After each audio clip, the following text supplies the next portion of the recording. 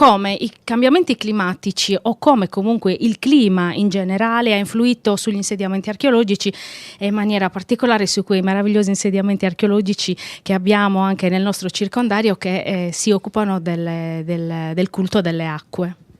Beh, il convegno di oggi vuole mettere a punto un argomento molto importante che tratta sulla nascita tra il bronzo finale e intorno a 1200 anni prima di Cristo di tutta una serie di architetture legate all'acqua e alla captazione dell'acqua, che poi si sono trasformate proprio in luoghi di culto. La Sardegna, tra l'altro, lo diciamo, non era come la conosciamo attualmente quando si sono insediati. No, sicuramente da un punto di vista naturale era molto più ricca di boschi, di foreste.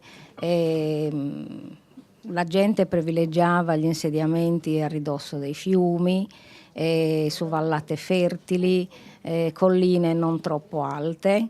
Però quando ci fu la necessità di costruire tutti questi pozzi, soprattutto i nuragici del Nuorese hanno trovato delle soluzioni architettoniche straordinarie che non sono documentate nelle altre parti della Sardegna. Ne citiamo qualcuna?